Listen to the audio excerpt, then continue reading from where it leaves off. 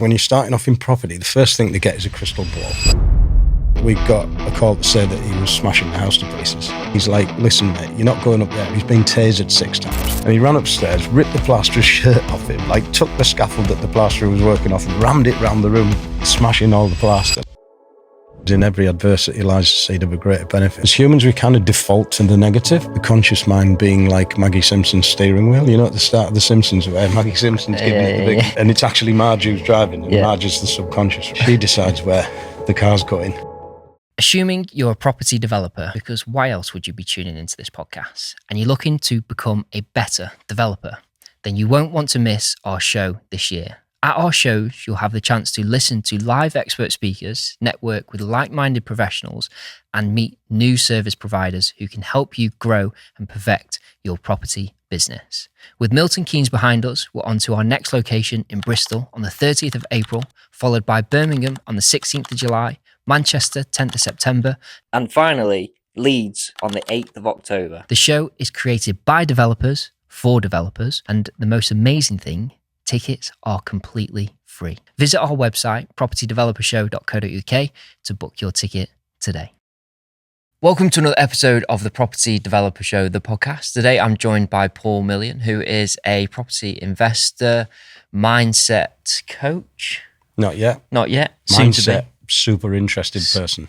Complete fruitcake. Absolutely. Good stuff. And has his own podcast called Life of a Fruitcake. Life of a Fruitcake, yeah. I love it. Happy days. Welcome to the show. Thank you very much, mate. Thanks for having me. We'll dive straight into it because I know you want to cover quite a lot in this podcast. So we'll start pretty much. What is the biggest mistake you've made to date, be it property or personal? Oh, this is a good one, actually. More business focused. So the biggest mistake I've made is kind of half not my fault, which is for once. Okay. Yeah, that's not normally the case. But the biggest mistake was actually buying properties in my own name in the late 90s and early 2000s. Actually, since I started, everything I bought pre-2007 was in my own name. And who knew that was such a crime? That the government should see fit to bring out Clause 24 tax for landlords that had done such a thing. So investment, income derived from investment is seen as a bit, we're non-workers now, apparently. And in that respect, we shouldn't be able to offset our business expenses, i.e. our mortgage interest, against the taxable profit at the rate at which we pay tax, which is, so that was a mistake. And it's been like rolling down the hall faster than a cannonball. Slowly rolling down the hole faster than a cannonball for the last sort of, I don't know, when did George Osborne bring it in? Like 10 years ago. And so I've seen it coming and seen it coming and seen it coming, and it's been brought in, but I didn't realise it was going to be quite as bad as it has been, so in parts of my portfolio, I've got an effective 80% tax rate, which is wrong, as we all know. Why punish landlords for, housing people? I've always been quite smug in that I've got a really nice portfolio because I'm a massive perfectionist and I've provided lovely houses for people to live in, and then to get taxed that much on it. So, luckily I've got some limited company stuff, which is earning good money, and I've got an estate agency now, which is a great business. I'm partnered with some great people across some great stuff, and it's kind of taken the shine off it for me, to like, do I buy it all into a limited company and, pay the stamp duty, or do I form a partnership now? I mean, the best time to plant that tree was probably a couple of years ago to start a partnership, but I've just been deliberating over the best way to do it. And now we're at a point where I just pay an insane amount of tax. But the nice thing is the capital appreciation, even if it's only 3% a year, because I've got a decent sized portfolio, it actually far outweighs the amount of tax that I've got to pay. But, equity doesn't pay the bills, does it? Cash flow does. So, it makes it a bit difficult. What's your sort of takeaway from that then? What are you sort of doing different? The takeaway from that is when you're starting off in property, the first thing to get is a crystal ball. Yeah. And I think, look, take action. So the action is to, form a partnership, wait 2 years, pay the heavy tax and bring it across into a limited company without stamp and capital gain.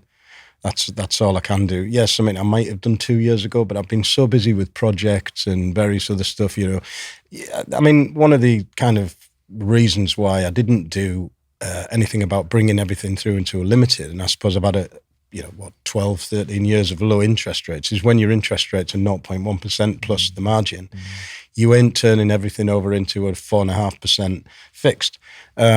But I wish I had done that, because I could have probably fixed it about 3.5% maybe 3 or 4 years ago. And I had a good chat with Adam Lawrence, actually. I met him in Costco in Coventry a few years ago, and he said, if I was you, I'd bring everything out and fix it at that. And at the time it was like, well, I was spending such a lot of money on refurbs, like a lot of my cash flow has gone recycled back into refurbs over the years, and you're like, I'll do that kind of next year. And now, when the rates started bumping up, you think, well, they're not going to put them above 3%, are they? But inflation was so spicy that they did.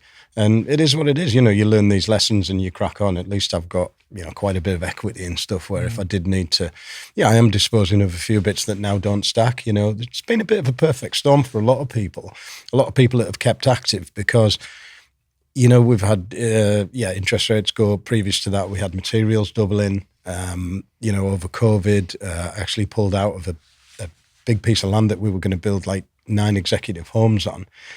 And I'm so glad I did. And my business partner at the time was like, well, why are you doing that? It'll be fine. We'll get it out of contingency. And I was like, look, mate, with respect, you might lose a 10-year-old BMW and half a buy-to-let. He was a lot younger than I was, and he was wanting to crack on. I could lose my portfolio over this. So there's always stuff, unless you're going to do things like slow is smooth, smooth is fast in property. And, I'm kind of like the lion that's wanting to leave the pride and go off on my own and just do my own stuff after I've finished the projects that I've now got on. And I've kind of, a few years ago when times were good, interest rates were low, buildings fairly cheap, especially in the Northeast where I'm from. It's like, go full-time in property, mate. Yeah, full-time in property this, full-time in property that. Now it's the message is much different. And it's like, keep your full-time job, keep your cash flow in businesses, use the money from your cash flow in businesses to, use property as a battery, like a capacitor of finance, slow growth, steady over time. I think we'll look back in 10 years' time. I think in the Northeast especially, we'll get 20% rises over the next, say, 7 years.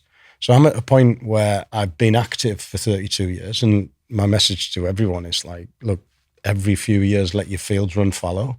Like let your whole sort of cash flow tension relax for a while. Let your property prices, let your property values come up. But of course, property is like the world's favorite sideline, isn't it? It's like people get so addicted to the activity, but it's if you fly too close to the sun, what's going to happen? You're going to get a little bit singed. I mean, the nice thing is I started in 93, so I've got some good equity in my properties, and it would be heartbreaking to sell them now because, the 3 types of money in property: hard money, easy money, free money. Hard money, buying properties, doing them up, dealing with tradies, refurbs, all of that kind of palaver. Free money is, easy money is collecting rent when you've got a nice portfolio. Say single lets is easy money. HMO's not so, of which I've got 22. There's quite a lot of work involved with that.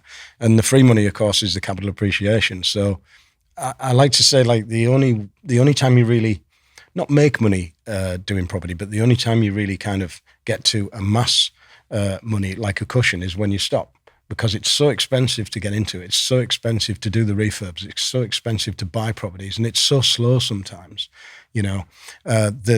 that's why you need to let your fields run fallow. And it feels wrong to do that sometimes, but, especially when, say, prices are going up and you want to jump on and all of this kind of stuff. But I mean, the whole reason why I ended up being able to elevate my portfolio is early on, I guess, when I was in the Navy, bought about 4 properties, got redundancy back in 97. This was joined in 1990, left in 97, had sort of 4 properties. And then I bought the cottage that I lived in for a lot of years, spent 3 years of nights and weekends doing that up. Got some really good uplift on that because I was working full time with my dad. And then all of a sudden those 5 properties had, I don't know, a couple of $100,000 worth of equity in them. And I was able to go to all the banks and ask for £1 million. And they all told me to pay off, apart from HSBC that signed me $500,000 off. And then I was able to leverage after I'd had some, because it took me 3 years of nights and weekends, that cottage, massive mega refurb. And, I only do things slowly, right? Because I'm a massive perfectionist. And I was teaching myself on the job, joinery skills and just everything, plumbed the thing in. So that enabled me then, with the equity to then start to leverage. And yeah, that was that. Nice. Yeah, makes sense. Just going back to what you sort of said about recycling cash and money sort of going back into the project. As property investors and people that are active, like that is obviously a thing that keeps you moving, keeps you scaling. How do you sort of approach that from a mindset perspective? Because it can be quite frustrating to know I've got all this equity, the hard cash you were talking about, but I'm lacking free cash. So how do you sort of navigate that as an investor? Because most people don't like taking that first leap because they've got 50 grand in the bank and it's a safety net, but they don't want to risk it. So what's your kind of outlook on that? Do you know what?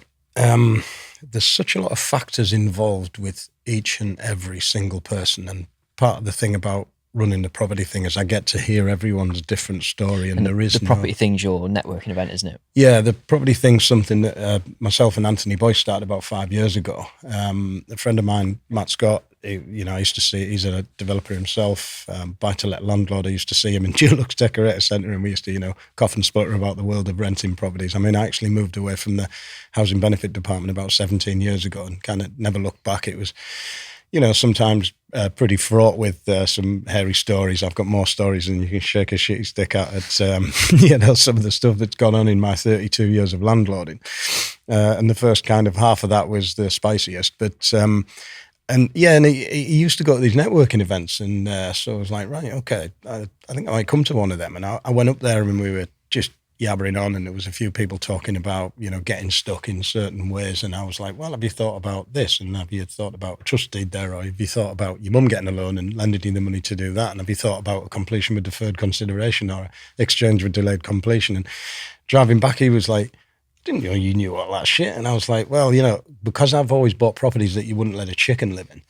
The rats complaining to the council and turning them into little palaces. I was just I'm like, if you're going to be a bear, be a grizzly and just chuck grenades into properties, and that's how you add a bit of value. But all the time when you're buying unmortgageable properties in the late 90s, early 2000s, it's like there was no development, well, as far as I knew, well, there's certainly no buy-to-let at the time, but there was certainly no bridge to buy-to-let or, development finance for little projects like that. It was all like, giz your house, mate, let me chuck a grenade in it and I'll pay you for it and whatever. Mm-hmm. And my solicitor used to sometimes make a meal of making it legal, but it always happened in the end. And a lot of the deals that I've done in the early days have been on a handshake and, you couldn't do that stuff now. But yeah, it just makes you resourceful and creative. And how are we going to make this happen? And I guess that's the motivation that I had from not doing, we were talking outside about the sort of neurospicy world and, how we both did at school and all of that kind of stuff. But how that detriment of having feel like you've failed up to a certain point and then turning it around as a young man, you get over your teenage hormones and you start to think, right, okay, if I'm going to do this, I'm going to have to do a proper job, and then you sort of take hold of yourself. They used to shout us in the Navy, like, take charge of yourself. So I sort of took charge of myself as I joined Her Majesty's Royal Navy in 1990 and starting to buy properties as well on the side. That made me feel like I was doing something that other people weren't. And in that respect, I deserved a bit of, I sacrificed a lot of my time, even coming home, driving home from Plymouth on a weekend or Portsmouth on a weekend to do a property up to then drive back down 400 miles. Interesting kind of way of going on. Yeah, bizarre old way of going on. Nice. Back to the tenants' stories then. Give us the craziest tenant story that you've got in your 32 years. Well, I've actually got a cheeky little video. I don't know whether you can put a link to it in your show notes, but it was a guy called Olgis, who was a Lithuanian dude. And, whenever I took tenants on, I used to do all my own tenant recruitment up to a couple of years ago because I needed to see the whites of their eyes. I need to ask them, have they ever had any addictions or mental health problems and all of this kind of stuff, and Google them and get landlords references and all that kind of stuff. Because I learnt my lesson, right? Mm-hmm. Well, apparently not, because this guy, I didn't actually Google him. I did everything else. I went to see the property he lived in. It was tidy, got a reference off his old landlord. I met the guy, he was a bodybuilder, lads who go to the gym are generally pretty tidy, with all of the luncheon boxes for the week and Mary Poppins organised. But this lad had a bit of a spicy backstory to him where he'd actually been stabbed with a snapped golf club in his guts, and that had given him PTSD. So he was a massive bodybuilder lad. And I put him in the house share in a small room, and he was paying me, and then he wasn't paying me. And then I was like, look, mate, we need to sort this out. And I was sort of popping around, and he kind of didn't like that. And I was putting a bit of pressure on him. And I don't know whether it was me putting pressure on him or whatever, but he snapped one day. And I got a call off one of the tenants. It was on a Sunday. And I was doing some work with a Bulgarian friend of mine who's a little beast of a man. And we got a call to say that he was smashing the house to pieces. And I was like, what? So he'd had that kind of roid rage, blind rage. It's called euphoric something or other, like the technical term. And it was a 3-story house, and he'd ripped bits of the kitchen out and flung it across the backyard, smashed stuff up. He took all the lounge furniture and smashed it out through the lounge window. He'd gone up into his bedroom, and he'd smashed all of the furniture out of the bedroom window. There's a huge and I'd only spent 20 grand on the place, which going back sort of 6-7 years, that was quite a lot of money back then to be spending on converting an HMO. So a lot of my single lets over the years, I didn't have to spend that much on them to turn them into, say, from a 3-bed house to a 4-bed HMO. So it was like put a wet room in and do this, that, and the other. So I just tickled it up to perfection.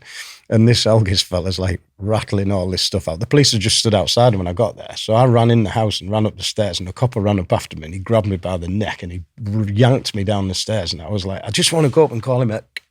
And he was like, you can do that from outside. And I said, how come you're not? And he's like, listen, mate, you're not going up there. He's been tasered 6 times and he hasn't gone down. He was a bull of a man. And anyway, so I stood outside and I shouted up at the window, August, you. And he just turned around like that, like Ivan Drago of Rocky, like, if he dies, he dies. And he just like looked at me like that and just carried on, like wrecking all this furniture out the window. Anyway, he ran out of furniture in the end, and I've got the footage of it from the police cameras, and also I took a bit of footage of it as well, and it's been put into a video. And this guy just did like a triple Solco backflip out the window onto the pile of furniture. Like 8 coppers jumped on him. But the thing is, the reason why they were outside is because they couldn't do anything else with him. They were like, just let him burn himself out. And they were waiting for the armed response to rock up. So I was like, yeah, come on, armed response. Let's see him plastic beanbag the fuck out of. Let me watch it, please. Anyway, it was in the end, it was kind of like, like people would look at that and think it was a 5 grand, 7 grand claim. It cost me about 1,500 quid and a bit of labour to put it back together, it was. And then he went into Durham prison and started sort of screwing screws into his, he actually went to the local mental health institute and smashed that place up, and then they put him in Durham prison. And yeah, so he just lost his shit. And but I'm real interested in the sort of mental health side of it. And I think being a landlord, I mean, I had a guy work for the MOD, did a similar thing in a property that I once had this HMO where I was moving people from room to room as I was doing rooms up. And we did quite a heavy refurb on the place, but you're thinking of cash flow. And I had this guy work for the MOD once, and I moved him from room to room. I gave him the best, biggest room in the house. I had 2 6-bed HMOs next to each other, and he looked after both houses, did the cleaning, this, that, and the other for a bit of reduced rent. Well, he was studying for a degree. And one day the plasterer was plastering upstairs, and instead of just going up saying, hey, mate, can you turn your radio off? And can you make a bit less noise or whatever?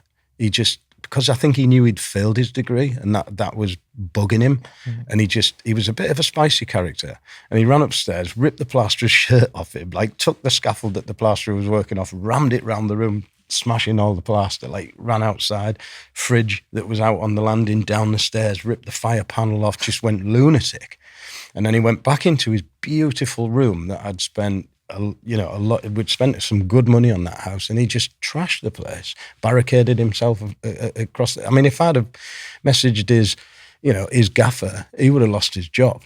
And then he started threatening me and my family and all that kind of stuff. And I'm on the, he's coming around my house and I'm going out, and yeah, it gets pretty spicy at times, mate. And this is where, like, what would a management agent do in that scenario? But I was saying to the copper, like, when you go in, like, I want to see him dragged out, and he was abusing the policewoman on the front and all. He just went loony. It's mad how people can just snap like that, So in 32 years, I've had 2 spicy incidents like that, but we've had plenty of times where, single mum paying a rent, sound as a pound. Next thing, mush moves in. All of a sudden, the rent's not getting paid.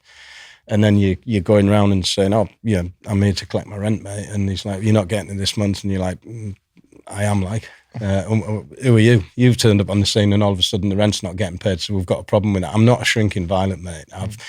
I've been in backyards and back alleys with people settling scores, and it's wrong diddly wrong, and I wouldn't want my kids to be faced with any of that shit. But it's what I've done over the years. I've been a little bit iron fist with a velvet glove a lot of the time. I think 99% of my tenants loads of my tenants have stayed with me way longer than they should have, because they want to keep me as a landlord, because I've had a nice house and all of a sudden I've got 2 kids sharing a room. The kids are getting a bit old, but I've had no 3-bedders coming up a lot of the time because I've turned all those 3-bedders into 4-bed HMOs.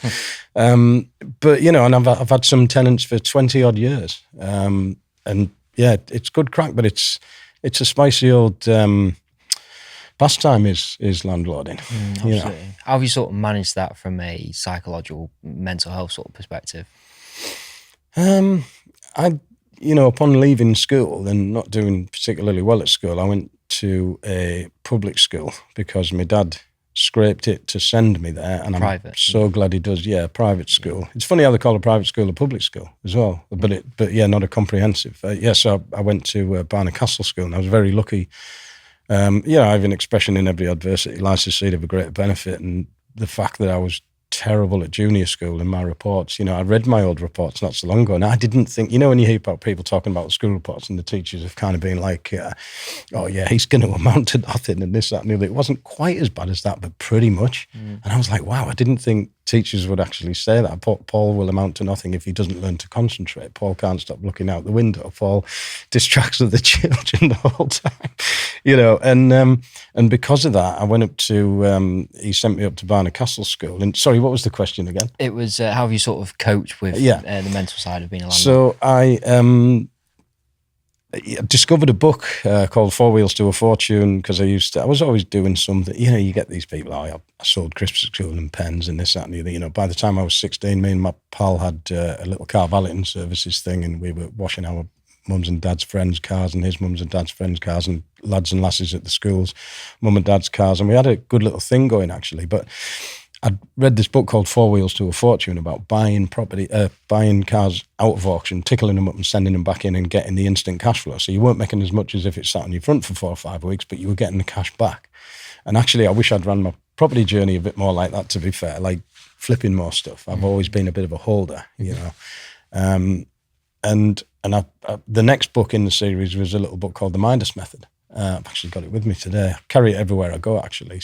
And it was about why we do the crazy things that we do as humans, why we hold ourselves back, where the fear comes from, how our subconscious mind works, and how it's much more powerful than the conscious mind. And if you don't manage to trickle charge positivity and belief into that, you ain't going nowhere. So you'll get to a certain point, you'll have a glass floor and a glass ceiling.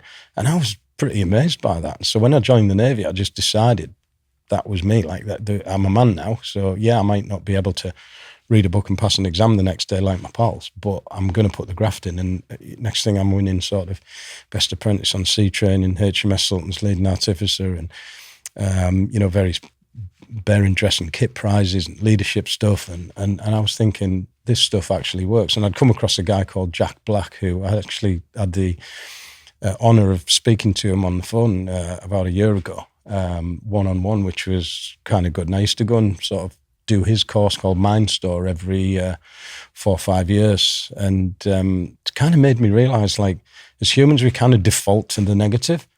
But I had a point to prove. It's like, all my pals have gone off to be, solicitors and accountants and posh stuff like that. And, sometimes it's been nice to now advise those people in the world of property. That became my sort of specialty. And, I was the guy doing property stuff. And so, yeah, it's been lovely, actually, over the last 5 years to be able to recount lessons to people, because literally in an hour of mentorship, you can save people thousands of pounds, because there is so much to know over so many strategies. But now I'm the educated. I'm the one being educated, because I'm moving into a world of. I've done supported tenancies for about the last 17, 18 years, and I've been what's called the superior landlord, where there's nothing superior about it. All you're doing is renting a property to a care provider, and the care provider rents it to the person that we support. So I've always been that guy that's earning a decent rent off a supported tenancy, but now I'm looking at getting into care provision, because I've got a business partner who is super qualified in that side. I would never ever at the moment try and take on board the shockingly boring and intricate admin tasks of getting a property through CQC or Ofsted to get it into being a kids home. But now I've got a business partner that I can be generous to with property equity and, half the business. And they're willing to do all of the stuff that they're good at. It's that division of labour, isn't it? I think property is so complicated that you've got to be able to wear a dozen hats. And I think you have to be honest about the hats that you just can't possibly put on, and people tackling refurbs and that they're not really qualified to do. And fair play to them for giving it a go, but there's such a lot of people make such a cock of it. It's a minefield, property. Absolutely. Just very quickly interrupting this episode, have you got a property deal in mind? Want to build or grow your portfolio but unsure how to obtain funding? No problem. At Roma Finance, they love to lend. The borrower-first approach means Roma deliver flexible, tailored solutions that accommodate the diverse needs and experience of developers across residential and commercial projects. With a flexible criteria, Roma take time to understand each borrower's unique circumstances. Roma's attentive team are always equipped to handle and take on your requests. They will guide and support you throughout the property journey. Colleagues and customer relations are the beating heart of their business. Don't forget to explore Roma's website, romafinance.co.uk, for helpful resources, including articles and case studies to guide your financial decisions. Remember, Roma Finance love to lend. Your property goals are only a call or email away. Now back to the episode. So just trying to unpick what you said there in the sense of how that sort of relates back to how you've managed to cope, with the high pressure scenarios, reinvesting, recycling the money, dealing with tenants that are complete lunatics. Like what mechanisms out of everything that you've just sort of said, like what do you think has allowed you to just sort of continue? Is it that, when you were in the Navy, you kind of built that sort of callous towards dealing with high pressure stuff, or is it that the fact that you've always had to try really hard in life to get somewhere, that's now enabled you to then deal with those types of what's the sort of message in that? The key driver was first the realization of why we do the crazy things that we do. I can belief and PSI belief. PSI belief is positive self-image. Whether you believe that you're worth it. The I can belief is your ability in your abilities to do it. And the way that you kind of program that into yourself and persuade yourself away from the situation that you're currently in to a situation where you're in a bit better scenario is by writing goals down on bits of paper and visualizing them as strongly as you possibly can on a daily basis. It's about consistency. Your subconscious is designed to keep you safe. Like we are beasts that should exist in the conditions. We're designed to live in the conditions because technology and what we've done as humans is phenomenal because we're so intelligent, but we're actually designed to be cavemen. And now we're kind of cavemen plus 0.1, but the world is caveman plus 20x. And so our subby is there to keep us safe. And therefore, and your conscious mind is, it's the tip of the iceberg above the water. Like I sort of liken it to the conscious mind being like Maggie Simpson's steering wheel, at the start of The Simpsons, where Maggie Simpson's giving it the big, and it's actually Marge who's driving, and Marge is the subconscious, right? I like that. She decides where the car's going, and you've got to have your conscious, you've got to have your subconscious on trickle charge with, you can't just like recite your goals and do your affirmations and this, that, and the other. You've got to actually sit. And a friend of mine who I actually coached through about a deal where she made about 350 grand on it. And she said, "What do I owe you?" I was like, "Nothing, draw me a picture. I don't want anything for this stuff." But like, I said, "Look, you're great at meditation. You're a snowboarder. Like, we're going to be pals. It's fine. Like, I'll, use my accountant, use my solicitor. This is my knowledge. This is why that person's saying that. This is the crack. This is what to put in the option. This is how to lay your things out, the site out, and this is how you can maximize it. Right?" I was like, "Just teach me about what you know." And what she knew a lot about was kind of meditation and Joe Dispenza stuff. Have you heard of Joe Dispenza before? No. Very, very clever guy. just look him up. He's got some great books like You Are the Placebo, it's about rewiring yourself basically. Yeah. And that rewiring comes from a very steady, consistent visualization of where you want to be instead of where you are now. And what Natalie Ellis, my friend, taught me is that it's not just about visualization. You have to feel. You have to feel like it is the situation that you're visualizing, and that's what makes the difference. And when you read all this Joe Dispenza stuff, that's what it's about. You not only have to visualize it, that's living in hope. Living in feel is what actually reprograms your subconscious to take you towards that. So I've been the kind of, undiagnosed ADHD, but having had Zooms with clinical psychiatrists and having done online tests that are pretty goddamn conclusive, when your test comes back as you are totally ADHD, it's like, okay, when you've got 17 out of the 19 traits, you kind of start to forgive yourself for being a little shit at school. And and all of that kind of stuff, and it makes you realize what you have got to probably work a bit harder. And what I have done is I've been inconsistent with the personal development over the years, but it's always been sat on my shoulder.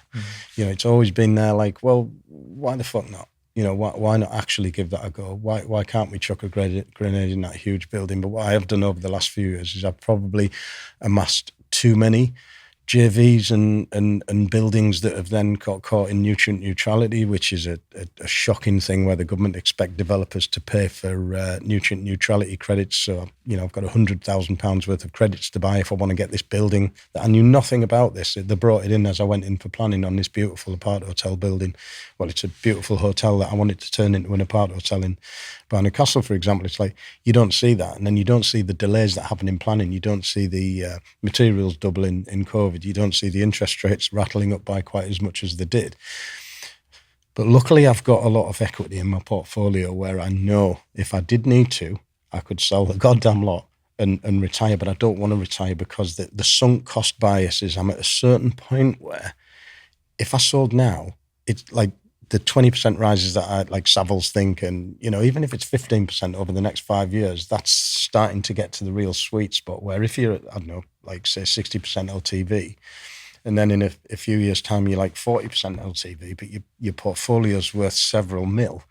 It's like then you start to gallop away when you actually stop and let your fields run fallow. And this is, but I have this, the expression that I live my total life by, mate, is in every adversity lies the seed of a greater benefit. And those lessons that come along where you're like, you don't think sometimes in property, when you've got a few properties and your LTVs start looking like they're in the right place and getting in the right direction, there's no guarantees that you're going to be a success. Absolutely not. And everyone's got a shit show story to tell. And, whether they tell them or not is a different matter. But I could sit here for 4 hours and tell you about my shit shows over the years. But the nice thing about the property thing is Anthony Boyce and I get to share our shit shows with other people and just know that you're kind of helping people out with that. Because shit shows give you the ability to solve the problem. And when you've done that a few times, you start to become very au fait with not making those mistakes and helping others not to make those mistakes as well. So to somewhat start to round the episode off. We haven't even started, mate. Come on. What is, well, and this is going to be a 10, 15-minute answer, I just know. What is the kind of biggest mistake you see people making going into property from that sort of mindset perspective, in a sense of what we've discussed today? So I did a chat at the Property Investor Show a while ago. The organizer was like, "Oh, I'm going to put you on a panel if that's all right, Paul." I was like, "Yeah, no problem. Who am I on with?" He was like, "Simon Zucci." I was like, "Oh, wow, okay, fair enough." But Simon actually had to thin out because his mum was real poorly. But I was on a panel, like Guillaume Black hosted it, and I was on with these other three deal sources, and I'm like, well, I'm not a deal sourcer. I've sourced a lot of deals of my own in my time, but and it was a chat to deal source, and I said, I think I've been put on this panel in order to tell you what I think makes a good deal sourcer and what doesn't. And I said, as a network host, basically, I see a lot of you guys coming and going. But who in this room, show of hands, who in this room has made it their business to know about creative deal structures, completions with deferred considerations, like I mentioned before, and exchange with delayed, and purchase lease options, etc., etc. Very few hands went up. And I said, how many of you have made it your business to know about like permitted development, E2MA, Class Q, Class R, ZA shops with tops, all that kind of stuff? Very few hands. And I was like, the mistake that you're all making is that none of you have got a particular USP. And how many people here have been expected, because they've had a cheeky $4 or $5 grand fee out of a property, deal sourcing it on, and then the investor thinks, well, okay, so I bought a property that a chicken wouldn't live in it, so you're going to deliver that for me, right? You're going to sort the refurb out, and all of a sudden you've come from being a solicitor's secretary or whatever, or working in a factory, to all of a sudden you're full-time in property because you're earning some good fees now, right? But so I'll run this refurb, and then you get in the shit because the projects that you're doing aren't of the kind of size that will sustain a QS or a project manager or a contracts administrator, and therefore you end up trying to do a lot of it yourself. And tradesmen, if I'm herding cats with tradesmen, having been on the tools for 27 years myself, and knowing their language and what they're about, and living in the town that I'm doing the refurbs, and you're coming from out of town to do refurbs and dealing with tradesmen, and you're ending up with your pants around your ankles because you're out your depth, because you don't want to say no, because you want to do more business with these people, but you end up in the kaka-malaka because of lack of experience. But how are you going to get that experience until you throw yourself in? So I threw myself into my own properties over the years. So I learned my mistakes on my own stuff. And, by my sort of fourth or fifth house, I was buying houses that I needed to take the full fronts down. But I couldn't do that myself, but I would do that with the help of a brickie, and I would labour on. And therefore I've just got such a lot of experience, but also knowing your downsides. Like, I was the best project manager on the tools for myself with my lads and my materials and my lockups and where everything was. Like, take me off the tools and I'm awful project manager, because while I'm off the tools and I'm in my office, I'm answering 58 questions from other people as well all day. And I cannot, if I break my concentration, I'm finding it difficult to get back on the job. And therefore, and I've had various project managers as well who, it's great, you get a lot of people on the CV and they're like, oh, I can do all this and I've delivered this in my time. And it's like, you want to wallpaper paste that CV onto the wall, because actually after 3 months, it's like, but your CV said you could do all this. And actually we're in a situation where, no, it would appear that you can't actually do that. It's a real tough job to manage refurbs and stuff like that. This guy came up to me afterwards and he went, you're my next mentor, mate. And I was like, I don't do mentorships, mate. Sorry, I ain't got time for that shit. And he was like, no, I'm going to stand here until you agree. He said, I feel like I've learned more off you in 90 minutes than I've learned off my mentor last year, and I paid her 20 grand. And I was like, it's very kind of you to say. And he did stand there for an hour and a quarter on the stall and he wouldn't bugger off. I mean, we're still in contact and all that kind of stuff. And I was like, but it's such a bloody minefield, mate. And there's such a lot to know. And there's such a lot of kind of, trainers out there that have been in it 5 minutes. We get all these stories, don't we? These trainers that have been in it 5 minutes that, if I was a mentor, the reason why I couldn't, I said to that guy, look, if I put 12 of you together and charged you that much money, I'd make an absolute fortune, but how am I going to deliver my own stuff? If I do that, like maybe in the future kind of thing. I mean, it would be lovely to think of, but I'd be the mentor that's traveling down to your project to have a look at it, to spend a day with you, to then probably sleep over, have a meeting the next day, and then cook, because I'd be too interested and too perfectionist in other people's journeys. There's a lot of mentors out there who are like, yeah, we'll have an hour on the phone every month or an hour Zoom and this, that, and the other. That's not enough. You can't mentor someone with an hour Zoom or even a day in the room. It's like, you've got to go out onto site. You've got to show people. Me and Boise do these things, these property walkarounds. We haven't done one for probably over a year, actually, where we take like 20 people around our refurbs. And we're kind of like, right, this and that and chimneys and roofs and, creative deals and tradies and plasterboard and, metal framing and electrics and regs and layouts and all of that kind of stuff. And people like pay 30 quid or something to have that knowledge, and they're just mind blown at the end of the day. But yeah, to get into 12 people's journeys a month, that's like that would be a full-time job. Absolutely. Yeah. So essentially, it's sort of people making themselves aware of what's out there from a creative perspective, understanding all the planning usage, potentially looking at getting a mentor of some capacity, but a qualified one, which is obviously quite difficult to find in a flooded market. But they're out there, 100%. Yeah. Some And belters. then just cracking on, I suppose. Yeah. That pretty much overview. It's a difficult old world, and it takes such a lot of education. So you've got half the world saying, well, get weighed into it and learn on the job. But then that can be an expensive way.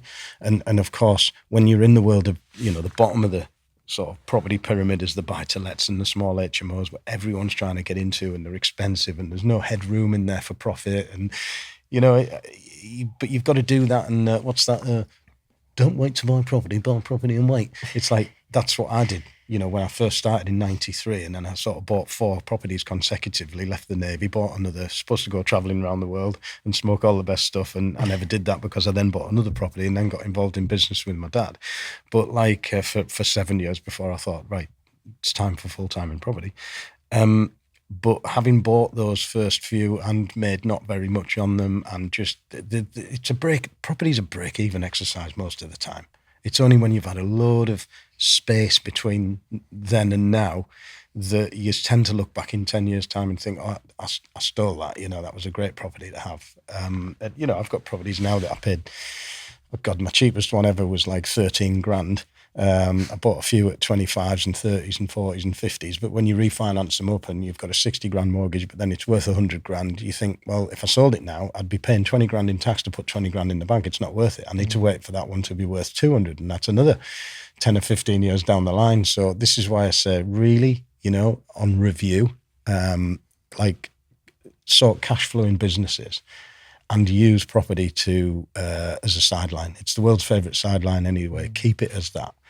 And full-time in property, you've got to turn over such a lot of money to get such a lot of, you need such a lot of property to make a living wage, in my opinion. There's people out there that will disagree with me, but in my town, in my situation, it's like I've got multiples on multiples of properties, probably, 80 odd properties, 22 of those HMOs. And the nice thing is you look at your balance sheet after you've had a 10% price rise, and you're like, bash that up, and okay, so I've made a few $100 grand on paper that particular year, but it might not happen again for years. It's like a volcano erupting. It only happens every few millennia. So cash flowing businesses are where it's at. Mm-hmm. So final question then. Boise has designed this machine, right? And it's an anti-aging machine, so you jump in it. But there's a slight caveat. When you jump in it, the only thing you remember when you wake up is your property education. You've got no portfolio. You've got no experience of anything else. You're in 2025. What are the first steps you're going to take to rebuild what you've got? Pretty much what I'm doing now. Children's care homes. I'm really interested in the neurospicy side of things, and I really want to help. And I work with schools now, doing lectures in schools and helping teams within schools in schools competitions and things like that. I find it massively rewarding, but I would like to scale that up. I think that every school kid should have the influence or to hear chats from people that have been in business and entrepreneurial, and therefore some of the buildings that I've got into use. That I've got to bring into use now, I just want to get into the world of care. Because there are the financial rewards, but you've got to be really switched on in it, and I would just get straight into that. Nice. So what would be your first steps to go and find that deal? The first thing you need to do, and with buy-to-let becoming with property being not particularly sustainable, commissioners in local authorities, if you want to get into learning disabilities, or if you want to get into emotional behaviour or like mental health care, properties, a lot of people now are thinking we'll get into that social housing. And the commissioners are swamped with people who want to get into that now. And they're hard enough to get hold of anyway. And so getting to that key person of influence in the council that can tell you what the needs are for that particular area is difficult. So it's like anything to do with property is difficult to get into. It's Absolutely. difficult. The barriers to entry are huge, whatever you're doing, but keep on keeping on, be persistent and never stop until you get to where you want to get to, I guess. Amazing. No, I think that's a nice way to end this. So people want to get in contact, how can they go about reaching out to you? I mean, if people want to send me an email, paulmillion99@hotmail.com. Come to the property thing up in the northeast in Darlington. We're a very welcoming bunch. We take the piss a lot and we have a laugh. It's not one of these upsell property events where loads of our speakers are like, that's the best property event I've ever been to. You're a bunch of nutters. Also, the Loaf podcast, Life of a Fruitcake, on YouTube, and what's the other one? Spotify, and it'll be getting on Apple Podcasts before long. Or just Paul Million on Facebook and LinkedIn and all of that kind of stuff. I'd love to hear people's feedback on anything that might have resonated with them. And I'm one of these suckers who will answer every email and answer every message. And and if anyone knows any particular fruitcakes that have entrepreneurial fruitcakes that can come on my podcast as well, if you know anyone, just let me know. Amazing. I appreciate that. Well, thank you very much for making the trip over. You were that excited about the podcast. You made the trip over like first thing this morning. 2.5 hours, mate, in the car. Yeah. For 45 minutes at 3 a.m. Absolute bliss. Yeah, well, I got here at 8 o'clock. I'm either super early and having a snooze in the car. I have dogging snoozes in my car where I'll just pull up in a lay-by and have a snooze probably on the way home because I'm up super early. And then, I like to get here well in time because I have this trait of hating letting people down. Yeah, I appreciate that. And I know that you're a conveyor, but you're a really disciplined conveyor belt of people. So, wanted to be on time, dude. Spot on. Well, I appreciate you coming on again. You're more than welcome, mate. Great stuff. Thank you very much. Thank you very much for tuning in today. Obviously, a lot to unpick there with Paul, some really good lessons and a great tenant story as well. It's not all just sunshine and rainbows in property. It can be, but there are difficult parts as well. As I say, particularly if you've made it this far, please do like and subscribe if you're on YouTube, and do leave a review on the audio version so we can continue to get great guests like Paul. Thanks again. See you soon. Bye-bye.